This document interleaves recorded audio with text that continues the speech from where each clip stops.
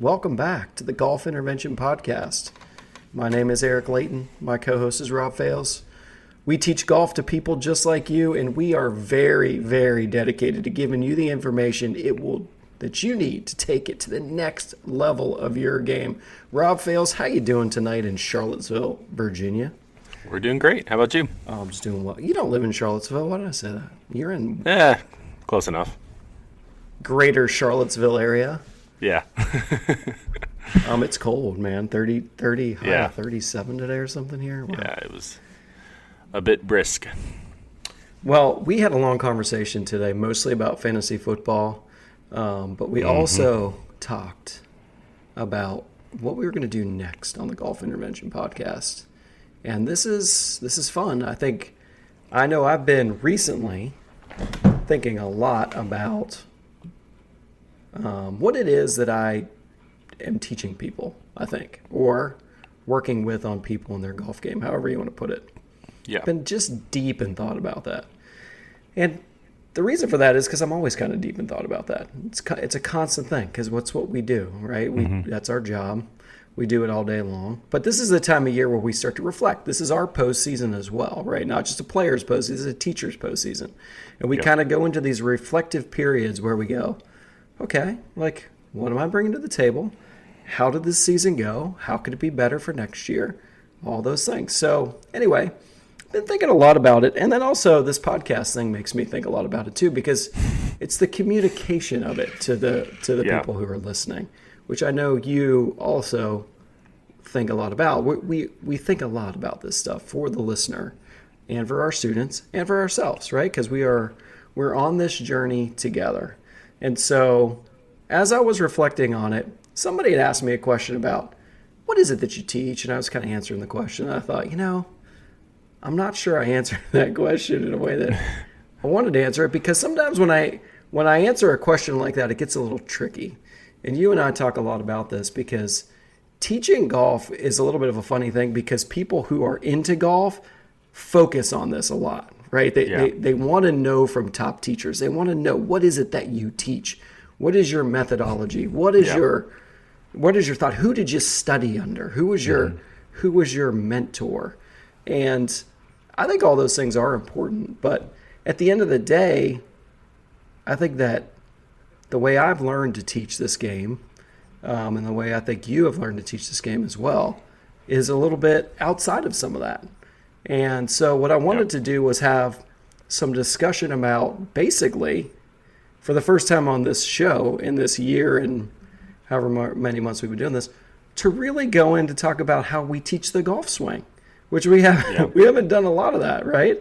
Right. We've hinted around about parts of it, and we talk about how we practice it, or how we, do all kinds of stuff. The skills that are important, the data points that are important, how you know what to work on, being efficient at your practice, all these things. But we haven't actually talked about the golf swing itself and how we may teach the mechanics of that.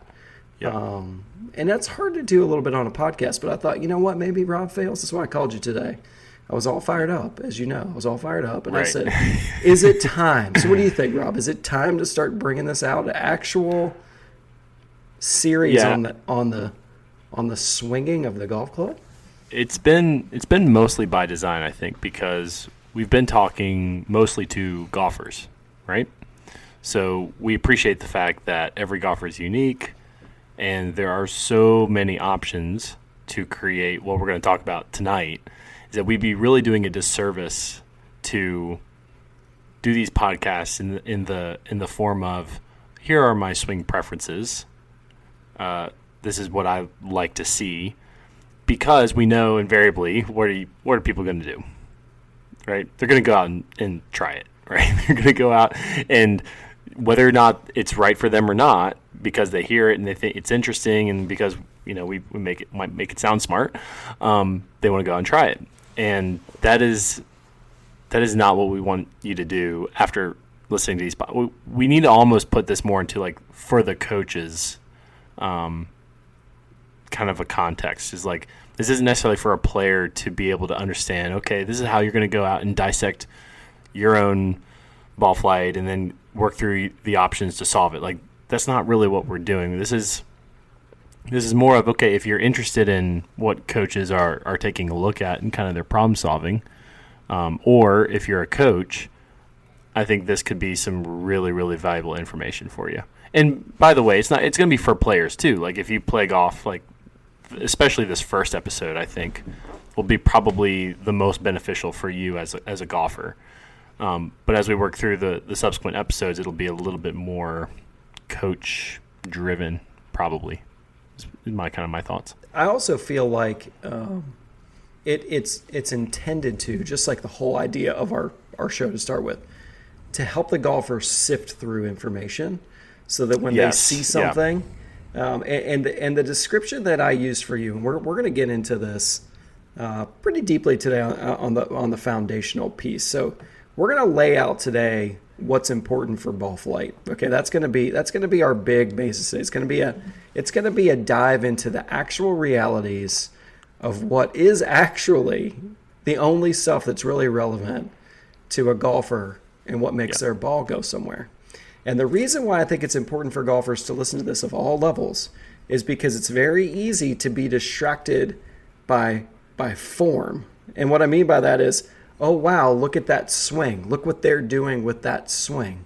The two-dimensional look at a golf swing from a perfect camera angle in slow motion to say, oh, they do this or they do that. This is their form, right? And you'll see videos and tips. And I don't want to be critical. We're not setting out with this series to be critical of anything that people are teaching necessarily. We're setting out to show people what we teach, right? Yes. And then you can decide. And so that's how we do it. I'm not here to be critical of anything, but what I'm saying is I know that I teach a certain way and I'd like to sort of verbalize it and put it out there. And I think it's a way that I know people get results from. I see it all the time. Mm-hmm. And so I think what we've evolved away from a little bit is a form-focused idea of teaching golf into a function-focused idea of teaching golf. And so when we go into today, we're going to talk about the indisputable. Well, actually, some people would dispute it.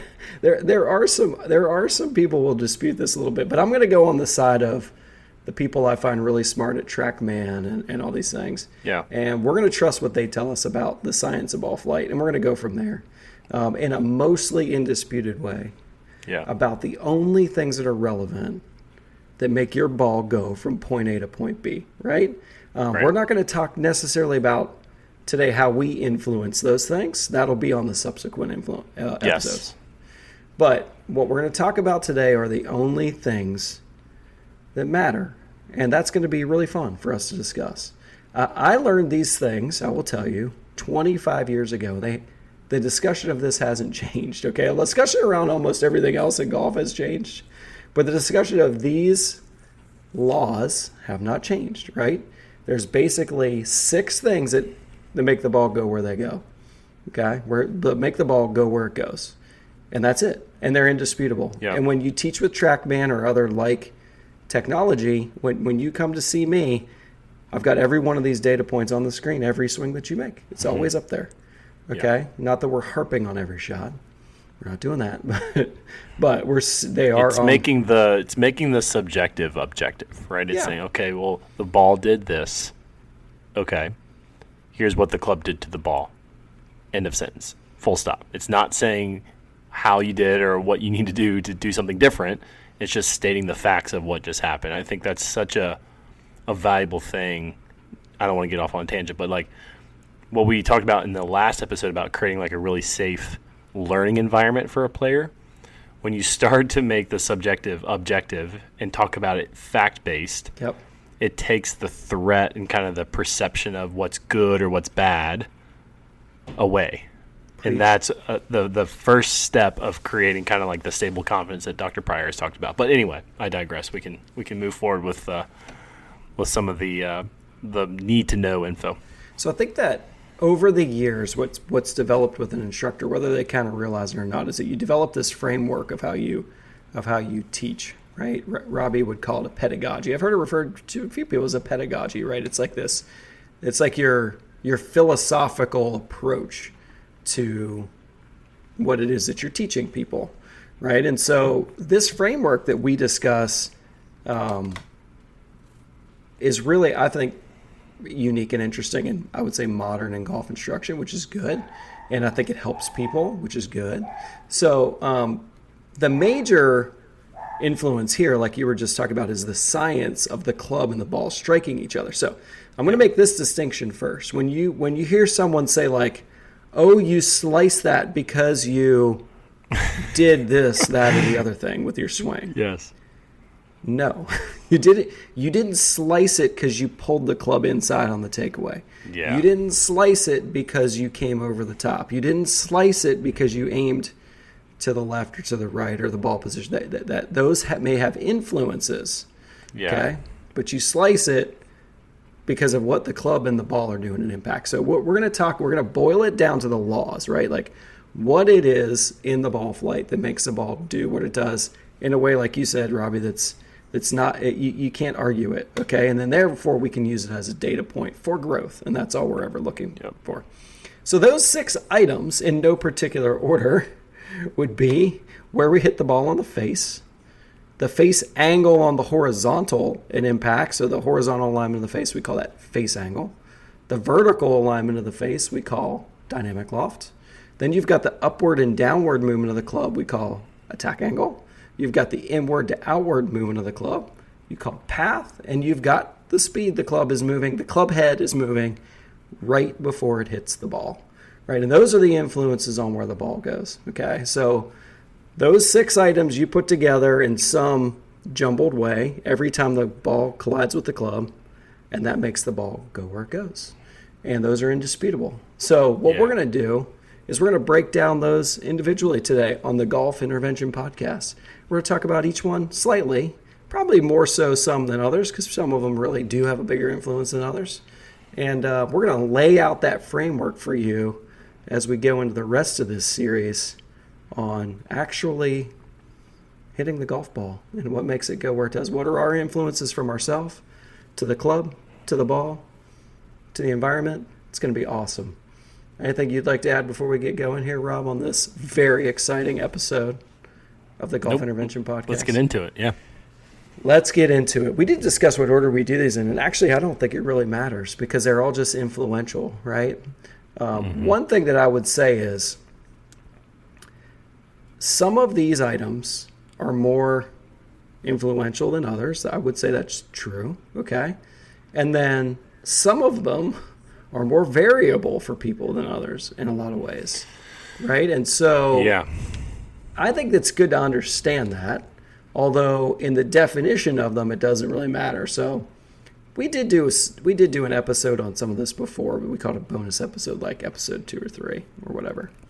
But the very first one that we always talk about as mattering the most is going to be impact location on the face. Okay, that is to me like the major overall thing that we work on as a skill anyway. And it also has such a huge influence on where the ball goes when we hit it. So impact location on the face, huge deal.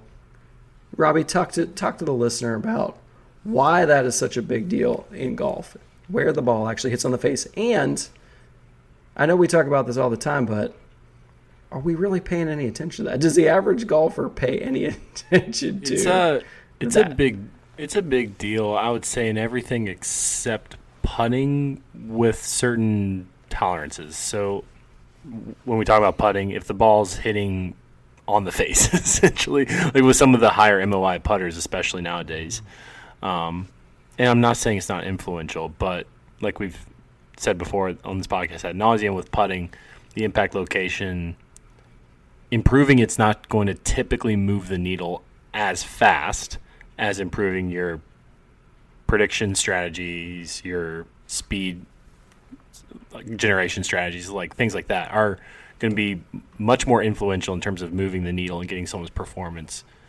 to a greater level. Now, but they're all the same. Like, so the impact spot, face, loft, path, attack angle, speed, those variables are all always there for every shot. So when we talk about across the entire game, it'd be hard pressed to say that impact location wouldn't be the most important. I would say, especially because for golfers improving, like starting from level 1, getting all the way to level 3, because most of that is getting from the tee box to the green more efficiently, so much of that is impact location. I think that's why it's probably the at the top of the hierarchy for me, and for us probably.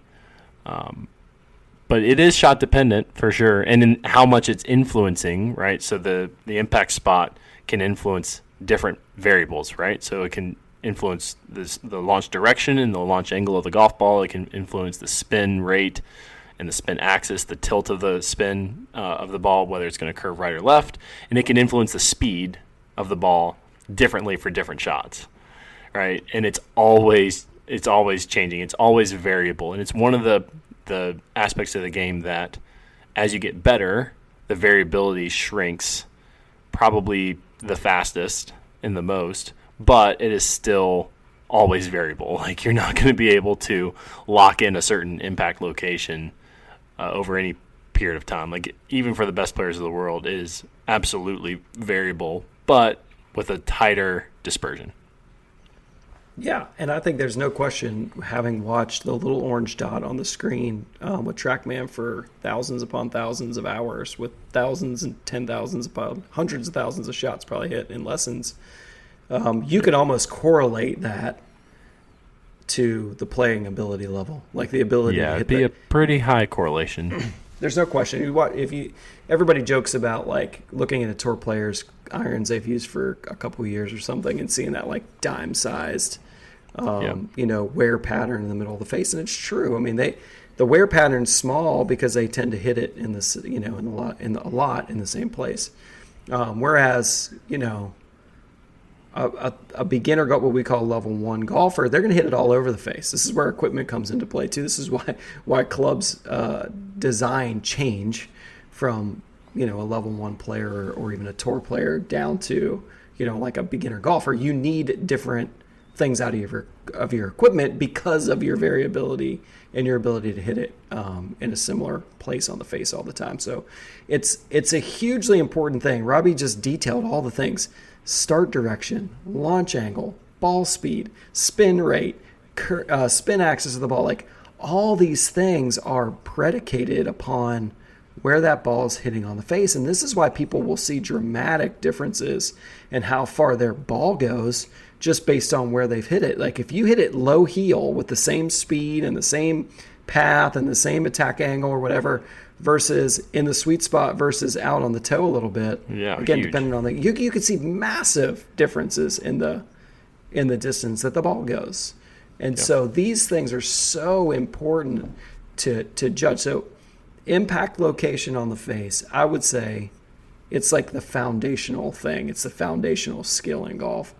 Yep. That makes the ball go where it does. So we harp on that on this show a lot. I feel like it's like if you go back in time a little bit and think about where golf instruction was when I was learning to play and when I was first learning to teach. So this would have been, before a lot of launch monitors and even before people used video a ton. But the truth is, it was so form-based in the instruction. Anytime you missed a shot somewhere, it was about the form of your swing. Yes. Yep. And what I would love to get to this point where we as golfers and we as coaches can say, no, like, we have to understand what just happened there. And if our belief system is in line with reality and we use it as a non-judgmental data point, like we've talked about, like Dr. Pryor has taught us, like we talk about on this show, we can get better in a hurry. If we hit a bad shot and we start to blame it on whatever you want to blame it on form-wise, then all of a sudden you're gonna I feel like set yourself back, right? Because I've been through this. It's gonna be an endless rabbit hole because you're gonna say, okay, well, that swing created that shot, so that must mean that swing that I just created was quote unquote incorrect. Mm-hmm. So then you're going to be searching for a different swing, and it might line up for a few shots, and you might hit the middle of the face with the face pointed where you want at a certain speed that you wanted for a couple shots. But then as soon as that inevitable variability comes up, and you hit one a little out the heel or a little out the toe or the face a little bit more closed, then what's the conclusion? Oh, that swing wasn't right. Right? So you just start kind of just chasing your tail down this endless rabbit hole of swing thought experimentation just to try to find the guarantee of like, okay, if I just do this with my golf swing, it will guarantee that I hit the middle of the face every time with the face point where I want every time with the speed that I want every time. And it just doesn't exist, right? If there's nothing else you can get from this podcast is like these variable, like sorry, whoa, words got hard for a second. The variables, the variables that we're talking about in this podcast are all changing so fast down around impact. And the differences between a functional shot and a dysfunctional one when it comes to these variables is so small that we would be amazed how good we actually are at managing these variables, even when we're hitting shots that we don't think are awesome. Yeah. Right? The expectation management here has to get better for us long term. And so understanding the variability of this, understanding the randomness of it, understanding that it's not you doing anything wrong. It's just statistics. It's like math. It's just like you were always going to hit that shot at some point, right? It just happened to happen in a situation that you didn't prefer. So yeah, I think that we can really help some people in their mental game also as well if they start to understand some of this stuff. Yeah, and to be clear, we teach swing mechanics all day. Like you and I, we help people with their swing because swing mechanics have influence on these things. But the truth is, we're teaching it. We're teaching it in a different order and a different understanding. It's not even a different order. It's just a different understanding of what the influences are. We want you to know what the influences are because the truth is what you're doing has got to be adaptable.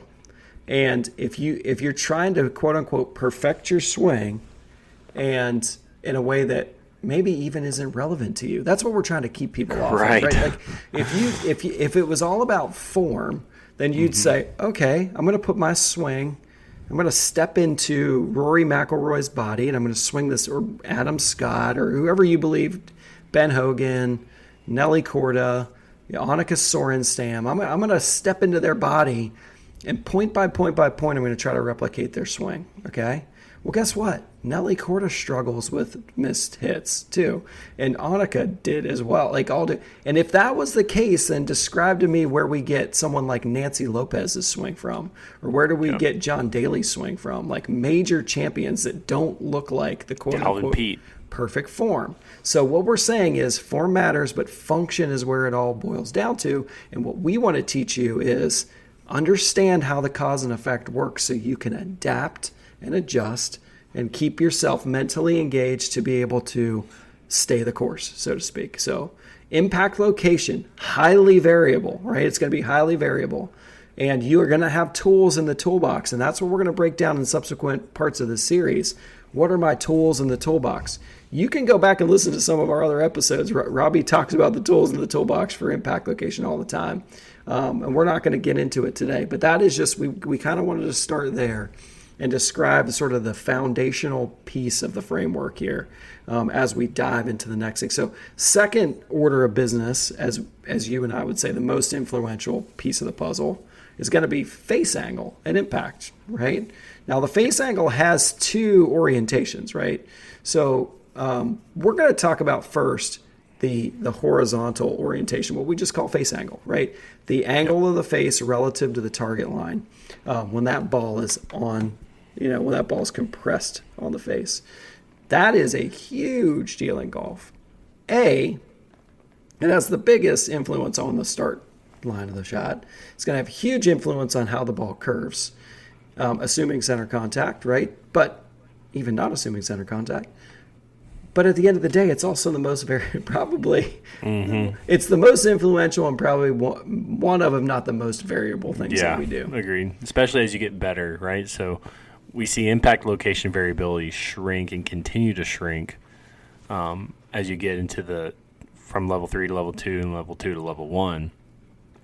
And in the slope of those improvement curves, I would imagine, I don't know this, but I would imagine that it's fairly. It's not dead linear, but it certainly decreases as you get better. But it's a pretty steady slope. Whereas I'm sure with face angle variability, again, you see that big improvement from level 1 to level 2. But then I bet, like, once you hit to level 3, it gets such a flat curve. And I think that's probably one of the biggest ones that differentiates an entry level 3 to a middle level 3 to an end of level 3 into level 4 is like just continuing to get further and further and further and further along that improvement curve of face to path, because it takes so much more awareness. Probably it would be the big one, to be able to manage the face within degrees. Every second on the clock, again, is 6 degrees, so we're talking about like 1 to 2 degrees, third of a second, consistently over a course of a round, 2 rounds, 3 rounds, 4 rounds, for these level 4 golfers to be able to make money. It's unbelievable. So the ball is on the face for like 1/30,000th of a second or something. Like, it's and that is a huge influence on where the ball goes. Huge. Like we just said, the biggest, assuming center contact. So what's interesting is you asked Sasha McKenzie, the smartest researcher in golf, if there's a way to sort of measure, a rate of closure or whatever. This is sort of the thing that nerdy golf people fixate on a little bit, because we understand the influence of the club face and impact. We also understand that the club face is rotate. Like, watch Rory McIlroy's club face as it's coming through the impact zone. Like, it is rotating so fast, it's crazy, right? And what Sasha said is there's no, he had a great explanation. If you haven't listened to that, go back and listen to it, or listen to it again, where he kind of went on for a while talking about how are they trying to come up with a way to measure this. It's really hard to do.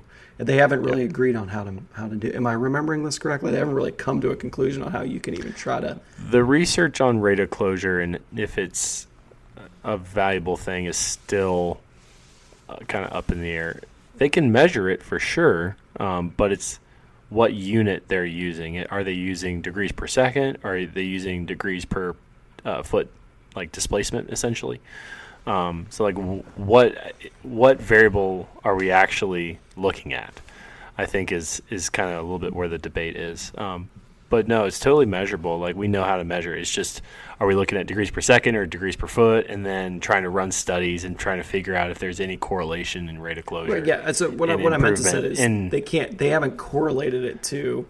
Not yet. Yeah, no, there's not a correlation. There's not a correlation in rate of closure and face to path predictability. Now, if you spend enough time on YouTube and Instagram, you'd think that there's a lot.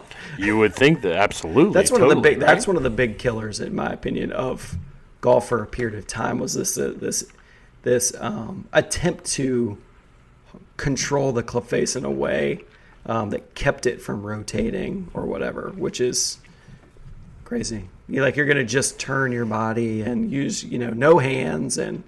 No release and just rotate big muscles.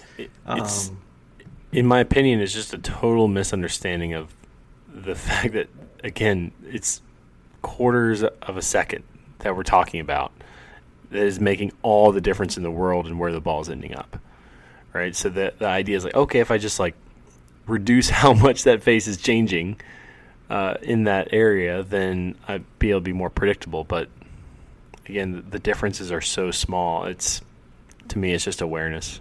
I think that's true. That's all it is. So then you go back to the framework. Awareness is a big part of that. It's again, the non-judgmental reaction to the shot that you hit and try to understand why it went where it did, right?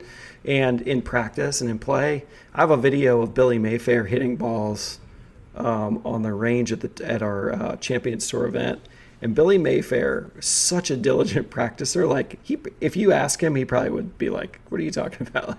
But if you watch the way he practiced versus, well, I mean, it's not abnormal for a tour player, but very abnormal if you were like at a driving range at a golf course, right? Watching regular golfers practice, and it wasn't like he had some elaborate, setup with TrackMan. He didn't. I think he had an alignment rod down, but he went through his process and he hit and he watched the ball fly. I mean, he would hold the finish, watch the ball fly all the way till it landed, and then you would see him just kind of like think for like 2 or 3 seconds. Like you'd see him just digest the shot, and then he would look at his club face. He would hold the club right up to his basically 6 inches from his nose and look at the club and see, like, where did I hit the ball on the face? Like, where did I mean, every single swing. Then he'd wipe it off with his hand, he'd get the dust off of the dirt off the face and the grass, and then he'd reset, put another ball in, go through the whole process again, watch the ball land. So again, it was, what is he doing? Is he consciously calculating every shot and trying to? No, I don't think he is. I think he's paying really close attention. What just happened there? Yeah, he's paying really close attention. Where did the ball start? Where did it hit on the club face? What was my routine like? How did I feel before I hit the shot? So awareness is such a big deal if we're going to drive our skill set forward. If we hit and react emotionally, ball started way to the right, ball started way to the left. That's bad. That's bad. I'm angry. Like I go back to how we were saying one day. It's like it's so binary. Like you hit a shot and you're like happy. You hit another shot. It's happy or sad. Happy, every sad, time. mad, angry, happy, content, like unsettled. Like you just kind of go through all these motions, but you're not paying attention. The emotions are overwhelming you, so you can't pay attention to what's actually happening. And so your awareness goes down because you're being so judgmental to yourself that you don't have an ability to press forward, right? And so this is where all that stuff kind of comes back into play. Remembering that we've got to pay, if you just pay attention to where the ball hits on the face, and where if you think the face is open or closed, and if you're not using a launch monitor to measure, it's fine. You can do your best to judge from the ball flight. You just have to pay attention to those things, right? And then we're going to go into major influences, right? We're not going to go through every influence of the club face in subsequent episodes, but we're going to go through some major influences that we see, right? And things that you can be aware of. And I think that's going to be so influential because when people realize all it takes is a toolbox, I am not going out to the range or to the golf course to create a perfect form swing, delivering a perfectly square club face, watching the ball fly straight, and just being upset when it doesn't happen, right? It doesn't work that way. Golf is not like that. It's way too difficult for that. There's way too many variables for that. So what we have to do is have skills. Like we've said from episode 1, you've got to be a skill-driven golfer. And the biggest skills are going to be hitting the ball, controlling the low point of the swing and hitting the ball in a good place on the club face, and then the face-to-path relationship, right? With the face being the biggest influence, okay? So if we're going to go into this, again, subsequent episodes. We're going to talk about path here in a second, unless you have anything else you want to add to the face discussion. That's good. So path is going to be... Did we do the vertical? We didn't talk about that. So dynamic loft is the vertical component of the club face, right? Whereas face angle is the horizontal component of the club face. So dynamic loft is very important, although I would say, we don't train and think about it nearly as much as we do on the other side. There are definite moments where we work on this, right? I know I do. I have dynamic loft as one of my very big things that I have in my big squares on my TrackMan. But the truth with dynamic loft is, I'm trying to think how to say this the right way. Like you're changing the club a lot to change the launch angle, right? Yeah. So you're not really like saying, oh my gosh, my 7-iron dynamic loft was 23.5 on that one, and it was 22.5 on the one before, and I just can't be consistent that way. It doesn't really work like that. On driving and on short game, this is where dynamic loft control, I think, becomes probably the most important thing that we'll work on that a lot. A lot of the times it's not as important in other places, but it is really, really, really, really important. It really plays into, especially club fitting and irons, and having the launch characteristics, the spin characteristics, in terms of how the ball is hitting on the green for it to stop predictably when it comes to irons.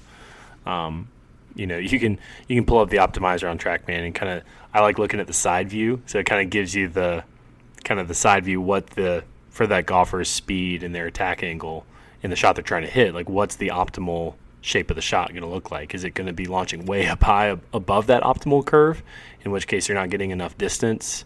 It's getting really hit by the wind, or if it's spinning too much. Mm-hmm. Or is it launching too low with not enough spin staying underneath that curve, in which case they're not, again, getting the distance that they could, and then if it hits the green, it's not stopping, right? So you just want to figure out, are my irons creating that kind of that launch and spin characteristics, which is very, very highly correlated with that dynamic loft, and kind of what you need to do. And there's definitely some lesson, some swing stuff that we do to try to modify that. Like I see golfers all day long who are either hitting it way too high, very, very slow ball speed, right, with their irons, adding a bunch of loft, or they're not delivering enough, right? And I need to get them to swing and rotate the club through impact in a way that's going to get more ball speed, more loft, things like that. So it's a big deal. There was no question 25 years ago it was much more about it seemed like it was much more about decreasing dynamic loft a lot of times. Not in that way. We weren't talking about it that way. We would say, oh, you're scooping it, or you're, Mm-hmm. And I think that the discussion that we were having just a little bit ago about the club face angle and how everything became so held off, right? Like that was like the trends, bow in the wrist and rotate. Like all of a sudden everybody's hitting the ball way too low. So like what Robbie was just saying is there's an optimal for how fast your club speed is, right? And so depending on how fast I swing, my launch angle, which is majorly influenced, the biggest influence on launch angle is going to be dynamic loft. I've got to make sure that I'm controlling that sometimes. And I would feel like now I'm working way more on people to get them to people launch it too low, right? And maybe just TrackMan is sort of a help with that because we could never really measure it before, so it's hard to tell. But the other thing is the clubs these days, the irons too, by the way, the irons, the drivers, the woods, the hybrids, and the golf ball all make the ball spin less. And so we need to launch the ball higher off the face to get it to go its optimal distance. That's just the story, okay? Yep. So that's an equipment change. So 25 years ago to now, it's a huge difference. So dynamic loft, that's just what you would say is you could look at it like the loft of your club. We call it dynamic loft because it's measured when the ball is compressed on the face, right? The point of maximum compression of the club face. So, if your 7-iron has a certain loft, it's not going to have that in impact, right? So whatever it is in impact, we call dynamic loft. Yeah, and it's changing rapidly, right? Oh, so yeah. a foot before impact, you're going to have substantially less loft than you're going to have at impact, and then after impact, you're going to have significantly more loft than there was at impact. So understand, again, I want to keep harping on this, is that we're talking about variables that are changing incredibly, incredibly, incredibly fast, where the relevant, right, point is literally a point in time. Like, again, the ball's on the face for a little bit, but it's such a small little period of time to where we're collecting that info. And it's amazing. So the other part of this, just to put a bow on it, if you have a closed club face, that doesn't necessarily mean it's de-lofted. Now, you can have a closed and de-lofted club face. That can happen. It's pretty common. But you can also de-loft it and not close it. Okay, so you can have influences, and then we as instructors in our toolbox and we as players in our adjustment toolbox should be able to have some ways that we can work through those, right, and adjust those. And again, I kind of keep teasing what we're going to get to in the subsequent episodes, but that's when we're talking about cause and effect in the mechanics. We should be able to affect those mainly individually of one another, which is kind of cool. And there are some tools in the toolbox for that. So I'll be excited to get to that part. So now we've talked about, so we've gone through impact location on the face, and we've talked about the face angle into two zones, right? The vertical and the horizontal.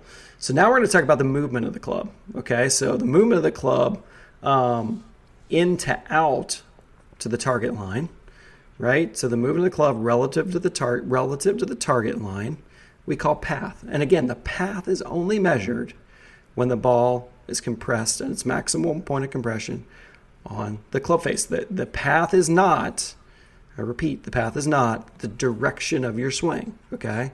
It is simply the direction relative to the target line that the club face geometric center of mass is moving relative to the target line at impact with the ball. So path is a little bit misunderstood, I would say.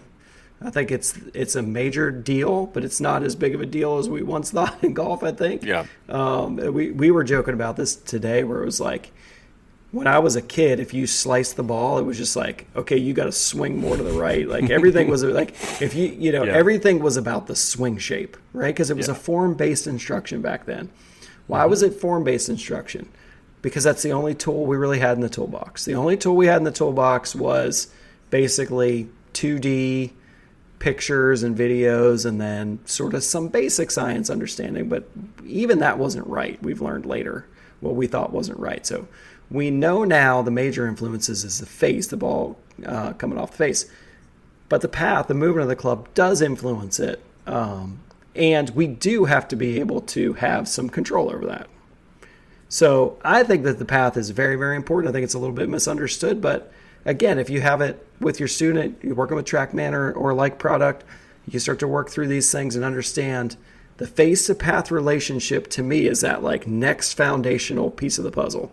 Right? Because that's going to create the start line of the ball and essentially the curvature of the shot through space. Yep. So when you talk about path, Rob Fales, do you feel like path is an interesting conversation with your students? Like, do you feel like it's misunderstood?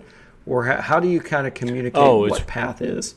It's 1,000% misunderstood in my opinion. And I think it's so rarely actually talked about in my lessons. Like I can't tell you actually the last time I talked about club path with a student because I think it's so tied to how they're creating a start direction, right to left. The same way that you can use attack angle, right? So if we think about, you've got the face angle and then you've got the loft, right? So if you combine those two, it's really one sort of, I'm going to lose people here, but like one combined vector coming out of the club face, right? And then you've got the path that's moving and the attack angle both together that are creating a combined vector on the bottom. Correct. Right? So golfers, they create a certain face-to-path relationship, right? And that is going to create a certain curve of the golf ball, right? So if it's very square face-to-path, ball doesn't curve. If the face is right or left of the path, the ball's going to curve. And over time, they will see where the golf ball is curving or where it's finishing relative to target, and they will learn to get the bottom vector, which is the attack angle in the path, where it needs to be for the ball to finish closer to target. So it's so often the case that when you change the face or when you change the loft, to get the ball to come out and start where they want, they'll very, very, very often, even level one golfers who have minimal experience, they will self-organize a different path, a different attack angle to get the launch angle, the launch direction that they're looking for. So it's just not, again, it's comprised of the, like where the bottom of the swing is in space, the tilt of the plane that the club head is swinging on, where that is overall, like what direction that is overall. Like there's just so much that goes into it. And it's happening at such a small, like infinitesimally small point in time that it's very hard to actually visualize and conceptualize and even feel. I don't think golfers feel path. No, I think they feel swing direction. You got it. And they feel where the bottom of the swing is. Yep. Those are the big two that they actually feel. They don't feel the attack angle. They don't feel the face. They just experience the launch direction and the launch angle, and they learn to adapt where the bottom of the swing is, where the swing direction is, to create that bottom vector, to pull that face, to pull that loft where it needs to get the ball to go where they want it. So that's kind of how I see it. You know, it's an influence for sure, but I think there's bigger fish to fry in terms of how to change it, how to move it. Like I don't tell if I see a club path that's like 6 or 7 to the left, I don't tell them to swing to the right. That's not where I'm starting. No, for sure. Now it could be a cue that we end up getting to over a period of time with a golfer, for sure, especially if they're getting the face to path closer to neutral or they're closing the face to path and the ball's starting left, then you can say whatever you need to say to a golfer, right? But yeah, it's not where I start usually. I was about to say it right before you said it. You can't feel path. Not only do golfers, you say, I don't think golfers feel path. You can't feel path. There's no way. It's an infinitesimal moment in time. Now, and it's measuring the movement of the club, right? So if you were to say, if I were to give you 10 balls, Robbie, and say, hit these 10 balls and each time tell me whether the face was open or closed to the path, okay? You would get most of those right. I will bet. Yeah, I would. Okay, you're gonna feel, and I'm not saying Robbie's like Ben Hogan and he's got this great fit. He has great feel, but most golfers can feel that, right? Especially when you learn to sort out like hitting it off the heel is not an open club face necessarily. Like right. Yeah. When we hit a good shot, we should be able to tell basically if the face is open or closed, and we're gonna get some good clues if we look up and watch the ball too. Like so now we're determining open and close. You can't determine path. Would you be able to determine if it was one left or one right or two left or two right? No, you can't. No, very difficult. No, you can't. It'd be very, and almost you'd be guessing and trying to just get it right based on other things. You really can't measure the feel of that. So the biggest thing that golfers have got to take away is the face angle is the predominant influence. Yes. Like it's such a huge. This is why you and I don't talk about path a ton. Right. Again, there can be some misinterpretations. Like, remember that period of time when everybody thought zero path was the right answer? Like, everything had to be zero. Eric, what should my path be? Well, there's no answer to that. There's no answer to what my path should be, right? There's no should. No. I mean, we want things to work for you. Now, here's the answer to that. If I am hitting the ball and it's going, and it's slicing, right? It starts 10 degrees left of my target line and slices. That is an open face problem, okay? That is, the club face is open, and so I'm functionally making my swing direction move to the left, right? I'm tilting the arc of my swing, the whole hula hoop of it, to the left to make this open club face situation I have playable, right? Or functional to play the game of golf. Yeah. So it is not, golfers want to just like, and I was guilty of this. I'm not saying we want to go right to the big dynamic pieces. Like, let's change the whole shape of the swing to fix that. No. Nope. Back the truck up, right? Yes. Like, let's talk about the influences on the club face, okay? And once you start to get the influence of the club face right, you will start to, just like you said, naturally react those situations, attack angle, and therefore path, to get this ball to start in a better place with a functional club face, or we should call it a non-open club face, or a good club face, you could call it, right? A good club neutral-ish, face, like a small face to path, we could call it, okay? Yeah, like neutral-ish, right? I just say small numbers. 0-0. Right? Yeah. People, what's the right answer to face to path, Eric? Well, small numbers are good, right? The smaller the better. That's what we're after. So zero isn't right, by the way. Zero's fine. Yep. Zero can be good, but zero, you'll kill yourself trying to find zero. That's not the answer. And remember, face is very variable as well. So the path, very influential, okay? But not as influential as the face angle. That's the most important thing. Put those two things together, assuming center contact, you're going to get some ball flight. The second movement of the club that's important, which we kind of just talked about, is the attack angle. That's the upward or downward movement of the club, right? So think about it. The club is moving down and out on its arc till it hits its low point. Then it's moving up and in on its arc after it hits its low point. And that down part or that up part, that part of the shape is what we call attack angle, right? When measured at impact with the ball. Again, measured just at impact with the ball. And so I think that the understanding of attack angle and the ability to measure attack angle has been a massive, massive, massive influence on the ability for people to play better golf, especially hitting the driver. Yes. So I think this has been one of the big reasons that golfers just play better these days, and they especially drive the ball way better. The technology's gotten better because of this understanding. Is that we can control, maybe even easier, then the in to out movement, the upward and downward movement of the club and impact, and understand its influence on the shot that we're about to hit. I know I talk about attack angle typically, again, kind of goes back to short game and driver, probably the most, I would say, that I'm kind of, if we're talking about it, it's probably in those areas. We're in the in between, as long as, we do talk about it at times, but not where we're going after you need 3.5 down on your 7-iron, or, it's not like that, but we're just trying to create some ranges of outcomes that are functional for the player.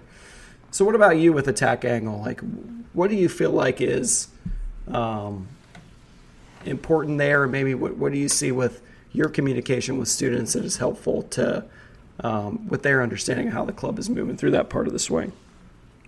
Yeah, I think just understanding that it's highly, highly dependent on just where the bottom of the swing is in space. Is it to the right of the ball? Is it from your vantage point standing over it? Is it to the left of the ball? Right, so that's like the most basic, like 101. Like, hey, if we want to change attack angle, we can change where the ball is relative to the bottom of your swing, like via ball position stuff. We can explore your intention for where the bottom of the swing is. We can do some swing stuff, right? So we've got options as far as changing that. But then there's also lesser, like not quite as relevant to my day-to-day, but you can definitely change attack angle by changing kind of, like I said before, kind of like the trajectory of the club head. Like, is it a steeper swing plane? Is it shallow, like flatter, more horizontal? You can also change kind of the shape of it if it's a bit wider and a bit flatter down the bottom versus a bit narrower. Is something you can definitely explore as well. But those would be kind of the main ones. Just where it is right to left, the shape of it, and the tilt of the swing as well. I know we're getting a little bit more now into like the influences of attack angle, but yeah, that'd be the main thing, is just understanding how it needs to change for the shot you're hitting.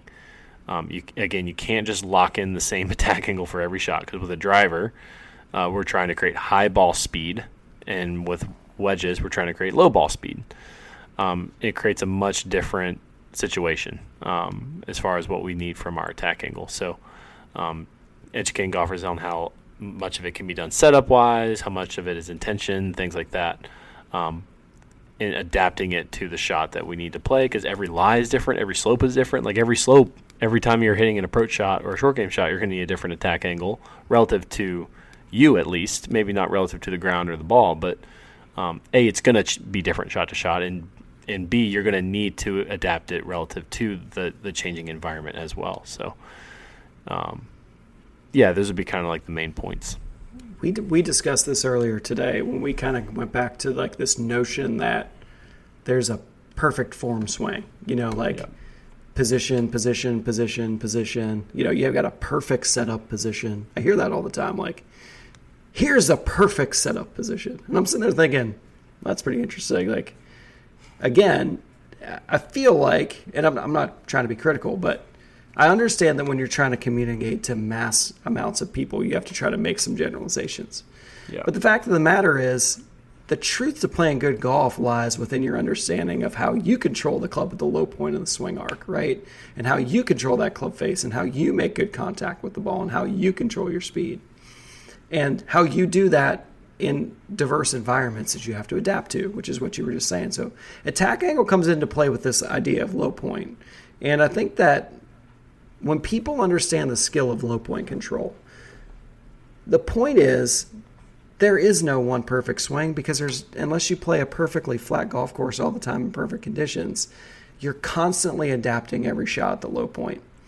And so if in your mind you think there's this one perfect swing that I'm trying to replicate over and over and over again, and I don't have any ability to adapt it because I don't understand how my swing skills work, then you're going to struggle. You're going to struggle as you get on a side hill. You're going to struggle when you get in deep rough, and you've got to try to affect the attack angle in the deep rough and maybe steepen the swing plane. You're going to struggle when the ball's above your feet. You're going to struggle when the ball's below your feet. And I think that when you take out that whole notion of like perfect form and understand the functionality of your golf skills, man, you can adapt like instantaneously. And this is where it's really important to understand, like, no, there isn't a perfect setup because, if you understand the low point stuff, as you're adapting to a shot you're about to, what if the ball's below your feet and you need to try to draw it into the wind or something, right? Like, you've got to be able to figure out how to adapt to all that.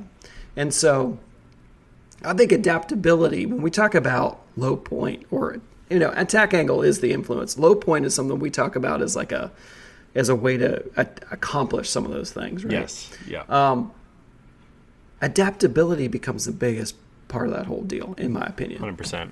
Yeah. And this is where we just have to say, like, it's neat to package up a form and say, this is it. It's these positions, right? This is what so-and-so does, and this is the perfect golf swing, and I can package that up and sell you a DVD or something, right? Yeah. But the fact of the matter is golf doesn't work that way. Watch Tiger Woods play the highest level golf you ever saw Tiger Woods play. Like, he would play some shots with the ball so far back in his stance with a full swing, it'd be unbelievable. And then you might see him 2 swings later doing something completely different. His swing would adapt shot to shot incredibly. He would see it, he would adapt, he would create, right? He was an artist with golf, right? Like, yep. It's an ability to understand what makes the ball go where it does. And Tiger has that big time, right? Big time. And I'm sure a lot of tour players do, but Tiger just did it. We just saw it so much. He was so good at it in the moment. And so that's really, to me, when we talk about attack angle, it's that understanding of, like, how can I adapt shots to different, and then get, because, we could go into this, we'll go into this in subsequent episodes in the series, but, like, man, when I understand that, I can get the path to move versus the attack angle and get the ball to start different places. Yeah. And it's really, really cool. So anyway, attack angle, so cool. And if we didn't have things like TrackMan, man, like, we just wouldn't be able to hit bomb drives as easily as we do. We wouldn't be as good in the short game. Like, we wouldn't be as adaptable. I think it's just a huge, huge help for us. Yeah. And then the last one, no big deal. Last influence is speed. Club speed, no big deal. No biggie. No big deal. We're going to save this one for last. But. No big deal. Speed, man. Whew. You want to talk about another misunderstood thing in golf? I think speed is number one misunderstood thing. I just don't understand this in my lessons a lot of times. People will say, oh, I'm swinging too fast at it. And I'm like, almost never do I tell someone to swing slower. Yeah. I will say I'm trying to find a rhythm balance in their swing at times. So parts of their swing might feel slower. But the truth is, like, I don't slow anybody down, ever, really, unless it's a shot around the green. I'm talking about full swing stuff. Yeah. Unless we're just trying to train. But when we're talking about making a swing, speed is good. Speed is a commodity. If you could package and sell it, people would buy it from you. Speed is a big deal. It's the major influence, obviously, on where the ball is going to go from a distance standpoint, right? Now, you're going to factor all those other things in as well, like dynamic loft plays a role in this, right? Because, how high the ball is launching will depend on how fast it goes, and its peak height and all those fun things and spin. But the truth is, like, speed is that influence on where that ball is going to go. And I feel like speed is... It's something that actually isn't very variable for a lot of people. Like, it's actually pretty darn consistent. If you actually watch all the variability numbers, speed tends to be pretty consistent for people, right? Yep. As does path too. Path and attack angle. Like, if you had someone just hitting the same club in the same lie condition, same slope condition, everything the same over and over and over again, you're going to see more variability in the impact location, in the face to path, relative to their path, their attack angle, and their speed. Typically, those last three that I said are way more consistent swing to swing than the impact location, than the face to path, typically. No question.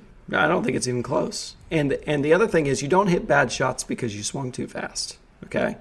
You may have not self-organized the swing well, and that might have felt out of balance. Like, I get all that. Or the loft for that speed, right? Correct. The attack angle for that speed, like stuff like that. Yeah, but the truth is, speed is just what it is. It's just an influence, right? It's just an influence of the club, and it's measured at the club head center mass moving, geometric center of mass, I think is the definition, right? Yep. right before it hits the ball, right before it makes contact. So it's not how fast the handle is moving at the top of the swing. No. It's not how fast you whoosh the club, as you swing through the ball. It's none of that. It's really that influence. Again, we're talking about the sort of the Isaac Newton influences on where the ball goes, right? So if swinging fast was a negative influence, then someone like Rory McIlroy would be pretty bad at golf, right? So speed is good. How we get there is important, right? We can do it better ways than others, for sure. More efficient ways than others. And then managing speed, right? Like, once you get inside of full swing stuff, it's just about managing it. No doubt. And predicting it and being adaptable with it, right? And what is your strategy for creating your predicted club head speed at impact, right? And what's your strategy for predicting what the club head speed at impact for the shot ought to be, right? So there's a lot that goes into that. But, yeah, the way that we create speed, just like when we talk about attack angle, right? We have different intentions for different shots. For driver, for most iron, like long irons, fairway wood stuff, we're trying to create max ball speed, right? Get this thing humming off the face, right? Because we want this thing continuing to climb up, try to get to a nice peak height so we get some carry. Whereas with short game, right, we're not trying to create max ball speed. We're trying to create predictability, right? So you need to know, again, what is your ball speed, club head speed ratio that you tend to perform well with. A lot of people prefer for the ball to be coming off a similar speed to the club. But it doesn't mean that necessarily like that relationship is correct. It's just it needs to be managed for the shot that you're playing, right? So with attack angle, with short game, oftentimes it's going to be a little bit steeper, a little bit more down, just because the bottom of the swing is ahead of the golf ball. Well, the same thing is happening for club head speed, right? For certain shots, we're trying to max out that club head speed, which is driver, right? Long irons, fairway woods for the club that we have in our hand. And then we have wedges and putter where we're trying to choose, okay, what is our predicted club head speed at impact, and then what's my ability to produce that prediction, right? And I need to have a strategy. Whether or not you can verbalize the strategy isn't important, but you just need to be able to do it, right, and manage what that club head speed is at impact for that shot you're playing. And this is where I feel like if you go back and watch some good players, you can watch them change speeds on a shot, hit them really well. Yep. Some players struggle changing speeds on a shot. I think it just goes back to being able to create and adapt, right? Like understand what you're trying to do. Can you knock a shot down? Can you hit it hard and high? Can you hit it low and like flighted? Can you these are the things that speed does influence big time, right? Speed has influence on how much the ball spins. Speed's going to have influence on how high the ball goes. Like those things are influences on the speed from the speed that you put on it, right? So like again, going back to Tiger, like you could watch Tiger hitting into, he would have 110 yards into a slopey soft green because it just rained, and he'd take pitching wedge and hit this little soft, like, or even a 9-iron, right? He would chip it in there. And you'd watch the guy in his group hit sand wedge and suck it off the green. You're sitting there thinking, like, it's not like Tiger has secrets. You know what I mean? Like, he literally did that. That was one of his favorite drills to do on the range. He would go 130 yards. I'm going to hit every club in my bag, carried 130. And that's what he would do. What was he doing? He was changing the speed, right? Like he was affecting the speed. And I'll bet you he had other adaptations he was doing there too to make the ball be able to fly that far, right? Because he just understood that. And so again, if you're I think the big thing we wanted you to take away from this sort of foundational episode out of the ball flight piece and then the swing piece of this series is don't go to the range. I know we say this all the time, but like, don't go to the range trying to perfect a perfect swing. Go to the range and try to understand what your main influences are on where the ball goes and how you can affect them and how you can do it when you've got one chance, right, to do it on the golf course in a diverse environment, right? Like, how am I going to be able to adapt what I'm doing with some understanding of what I do to make the ball go where it goes and create a shot in the situation? That's going to pay you huge dividends in the long run as a golfer. That's going to be the thing that keeps pushing you to become better and better and better and better. Whereas if you go out and you say, I'm going to practice today in some safe way to make me feel good and see if I can hit 27 irons in a row with my quote unquote perfect form, I'm doubting that carries over in a great meaning. I'm not saying that's a waste of time. I would never say that, but I think there's a more meaningful ways that you can learn to swing the club and adapt it to score better on the golf course, which is really ultimately all we're ever really after. So when Tiger would say he would go to the range and hit the 9 ball flight, remember he would say that all the time, right? Mm-hmm. Low, medium, high, straight, straight, straight. Starts left, curves right, all the way through the ball flights. And he would practice that 9 window drill or whatever he would do. That was because he was just he was adapting his shots to the ball flight, right? And then doing things like you were saying, hitting all these clubs the same different distance so that he could understand the influences on carry distance and spin and height and how that would be affected in the wind and all these other things that we deal with. And so if you take away one thing from this episode today, it's that form isn't the answer necessarily. It's influential. Function is the answer. Like, what is it that I'm actually doing? So if you come across information that says you're hooking the ball because your stance is closed or something, like, no, you're not hooking the ball because of that, right? Go back to what we just told you and figure out why you're hooking the ball, because my club face is closed, okay? Or I've hit it off center. It needs to just, you need to ask the question, hey, how is this going to influence where the ball hits on the face, right? Where that top vector is pointed, right? Where the face and the loft is pointed when it's hitting the ball. Where is that bottom vector moving, right? The path and the attack angle of the club head at impact and the speed of the club. That's it. That's it. You need to ask and be able to answer the question, how is what I'm doing going to more bias me in one of those ways? It's not a guarantee, right? Because there's variability in all 6 of those impact variables. That's why we call them variables, because there is inherent variability. There's nothing that you can do to create this consistency, okay, same every time kind of thing, right? So you have to appreciate the variability, but just explore ways to bias you more in one direction or the other. Huge. And that's going to lend you to building a skill set that can be awesome for you on the golf course to adapt with.